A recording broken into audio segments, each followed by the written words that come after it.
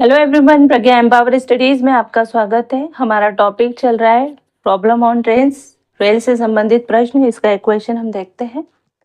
तो स्टार्ट करते हैं। 54 किलोमीटर प्रति घंटा की चाल से जा रही एक रेलगाड़ी 20 सेकंड में एक प्लेटफॉर्म को पार कर जाती है। ठीक है, यही रेलगाड़ी अपनी ही दिशा में 6 किलोमीटर प्रति घंटा की चाल से भागे जा रहे व्यक्ति को 12 सेकेंड में पार कर जाती है। रेलगाड़ी तथा प्लेटफॉर्म की लंबाई ज्ञात कीजिए। ठीक है, देखिए पहले तो हम मान लेते हैं हल। माना रेलगाड़ी की लंबाई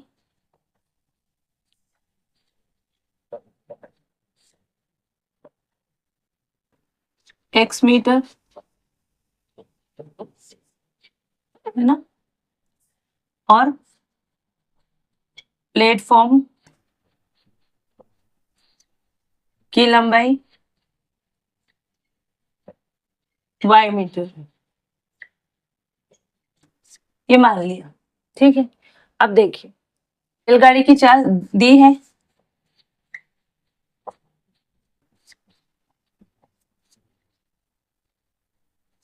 कितनी है 54 किलोमीटर प्रति घंटा। ठीक है, और व्यक्ति की चाल कितनी है, व्यक्ति भी चल रहा है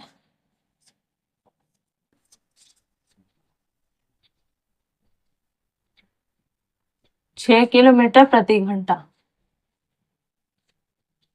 ये चीजें हमको दी है। ठीक है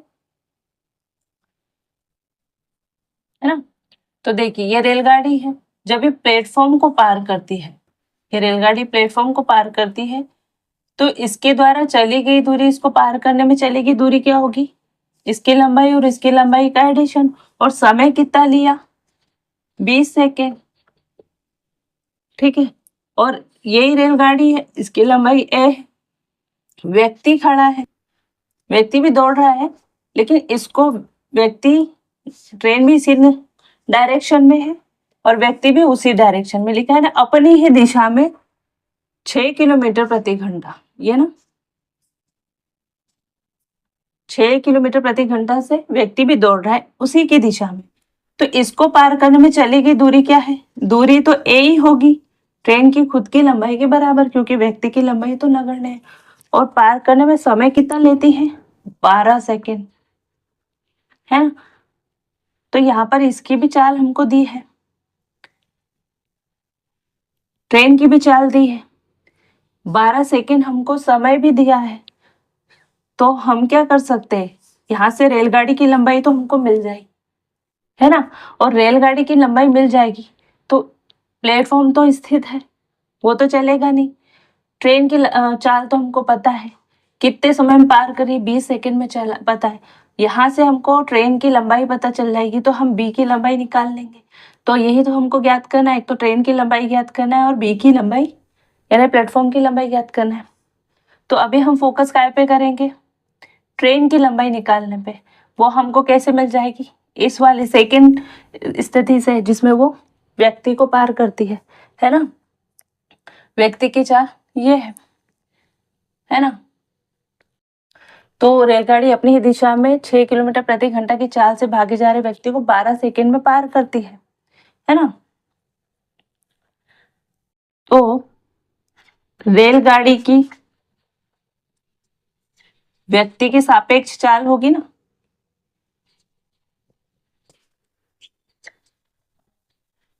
सापेक्ष चाल क्या होगी, समान दिशा में है तो माइनस होगी, तो 54 -6,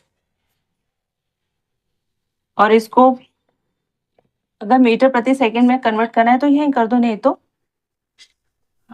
48 किलोमीटर प्रति घंटा। यही है सापेक्ष चाल, है ना। रेलगाड़ी द्वारा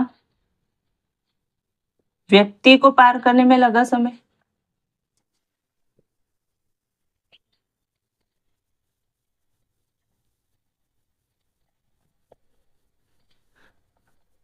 समय क्या है, दूरी बटा चाल, 12 सेकंड दिया है।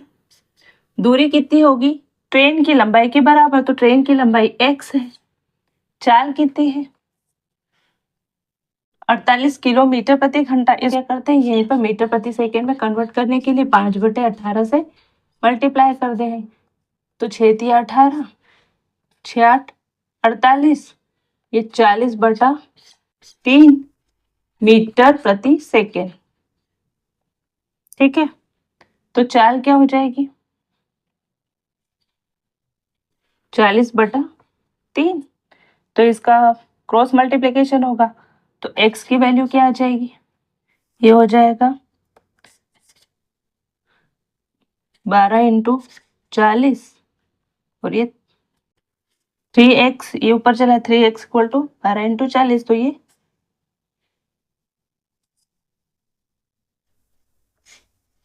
160 मीटर। ये क्या है, x की वैल्यू, यानी रेलगाड़ी की लंबाई क्या हो जाएगी, x बराबर क्या हो जाएगा, 160 मीटर। रेलगाड़ी की लंबाई, ये होगी रेलगाड़ी की लंबाई। ठीक है, तो मैं इसको इरेज कर देती हूँ, यहाँ पे मैं आधा कर देती हूँ। रेलगाड़ी की लंबाई कितनी, 160 किलोमीटर प्रति 160 मीटर, ये रेलगाड़ी की लंबाई। अब देखिए, रेलगाड़ी की चाल क्या है, 54 किलोमीटर प्रति घंटा, है ना। और प्लेटफॉर्म को पार करने में लगा समय कितना है, 20 सेकेंड। ठीक है, तो रेलगाड़ी द्वारा प्लेटफॉर्म पार करने में लगा समय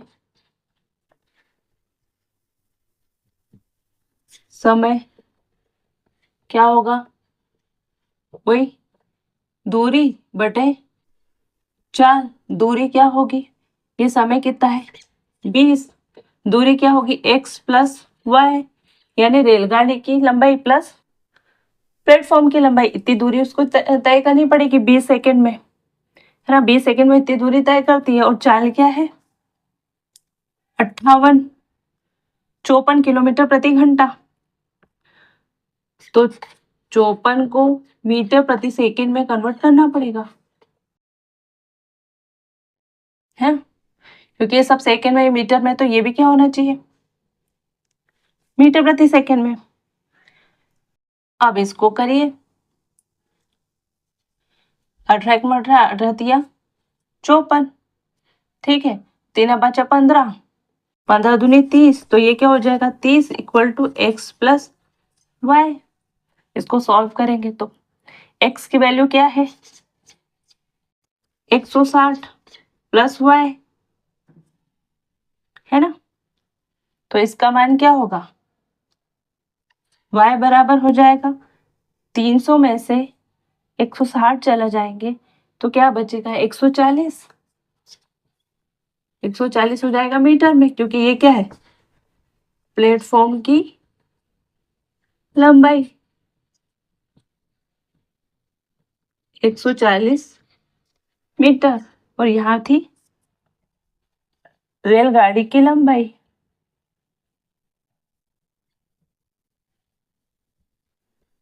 160 मीटर। तो आई होप ये क्वेश्चन आपको अच्छे से समझ में आया होगा। यहाँ पर हमने वो डेटा लिखा है जो गिवन है ना। रेलगाड़ी की व्यक्ति की सापेक्ष चाल हमने यहाँ किलोमीटर प्रति घंटे में निकाली थी, इसको यहाँ पे कन्वर्ट कर दिया। ठीक है, अब रेलगाड़ी द्वारा व्यक्ति को पार करने में लगा समय हमको गिवन है, तो समय बराबर होता है चाल, दूरी बटे चाल। आप इसको डायरेक्टली भी लिख सकते थे, है ना। तो समय हमको 12 सेकेंड दिया। दूरी कितनी, व्यक्ति को पार करने के लिए ट्रेन को कितनी दूरी तय करनी पड़ेगी, खुद की लंबाई के बराबर दूरी। तो उसकी लंबाई, ट्रेन की लंबाई x हमने मान ली थी। और चाल क्या होगा, यहाँ से 40/3 मीटर प्रति सेकेंड। इसको सॉल्व किया तो आंसर आया 160 मीटर। x की वैल्यू, x किसका मान था, हमने माना था कि रेलगाड़ी की लंबाई क्या, x मीटर। तो x रेलगाड़ी की लंबाई क्या मिल गई, 160 मीटर। ठीक है। अब रेलगाड़ी प्लेटफॉर्म को भी पार करती है, उसका समय भी हमको दिया है जो है 20 सेकेंड। ठीक है, तो समय बराबर दूरी बटे चाल, वही तो दूरी प्लेटफॉर्म को पार करने में कितनी दूरी चलेगी, एक तो खुद की लंबाई, दूसरी प्लेटफॉर्म की लंबाई। तो खुद की लंबाई x प्लस वाई, प्लेटफॉर्म की लंबाई बटे चाल, तो उसी की चाल से करेगी क्योंकि प्लेटफॉर्म तो खड़ा है। तो ये चाल मीटर प्रति सेकेंड में हमने इसको कन्वर्ट किया 5/18 का मल्टीप्लाई करके, इसको सॉल्व किया तो आया 300 इक्वल टू 160 प्लस वाई। 160 किसकी वैल्यू थी, x की, जो कि रेलगाड़ी की लंबाई है। तो प्लेटफॉर्म की लंबाई हमको 300 में से 160 माइनस करेंगे तो कितनी आ जाएगी, 140 है ना। तो ये प्लेटफॉर्म की लंबाई की हो जाएगी 140 मीटर। तो ये चीज़ हमको फाइंड आउट करनी थी, सब कुछ दिया हुआ था, बस निकालना था। तो आई होप ये क्वेश्चन आपको अच्छा भी लगा होगा, समझ में भी आया होगा, है ना। अच्छा लगे तो प्लीज़ वीडियो को लाइक कीजिएगा, चैनल पर नए हो तो सब्सक्राइब कीजिएगा, अपने फ्रेंड सर्कल में शेयर कीजिएगा, और मुझे थोड़ा सा सपोर्ट करने के लिए बहुत बहुत धन्यवाद। मिलते हैं नेक्स्ट वीडियो में, तब तक के लिए जय हिंद, जय भारत, थैंक यू।